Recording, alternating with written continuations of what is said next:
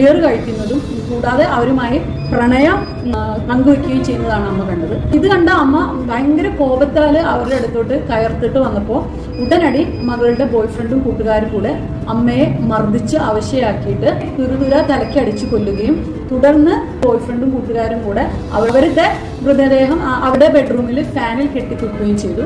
അവളുടെ ബോയ്ഫ്രണ്ടും കൂട്ടുകാരും കൂടെ അതിനുശേഷം വീട്ടിന്റെ ഉള്ളിൽ നിന്നും ലോക്ക് ചെയ്തിട്ട് അവർ ബാക്കിലൂടെ വീട് വിട്ടിട്ട് ഇറങ്ങിപ്പോയി. അടുത്ത ദിവസം അമ്മയുടെ ബോയ്ഫ്രണ്ട് വന്നിട്ട് വീട്ടിൽ കുറെ മുട്ടി നോക്കി അവരുടെ ഫോണിൽ വിളിച്ചു. എന്നാൽ നേത്രവതി ഫോൺ എടുക്കുകയോ വീട് തുറക്കുകയോ ചെയ്തില്ല.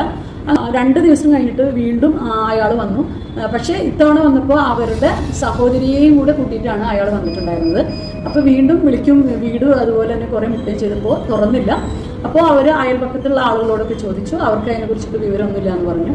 തുടർന്ന് അവർ വീട് കുത്തി തുറന്നിട്ട് വീട്ടിനുള്ളിൽ കയറിയപ്പോഴാണ് നമ്മുടെ നേത്രാവതിയുടെ ഡെഡ് ബോഡി കണ്ടത്. കുറച്ച് ദിവസത്തിന് ശേഷം മകളും മുത്തശ്ശിയുടെ വീട്ടിൽ തിരിച്ചെത്തി. നേത്രാവതിയുടെ മകൾ മുത്തശ്ശിയുടെ വീട്ടിൽ വന്നിട്ടുണ്ടെന്ന് അറിഞ്ഞിട്ട് ബന്ധുക്കളെല്ലാം കൂടെ വന്നു. എന്നിട്ട് അമ്മ മരിച്ച വിവരം നീ അറിഞ്ഞോ, നീ എവിടെയായിരുന്നു എന്നൊക്കെ പറഞ്ഞിട്ട് അവളുടെ അടുത്ത് ശകാരവർഷമായി അതുപോലെ തന്നെ സങ്കടം പറച്ചിലൊക്കെ ആയി.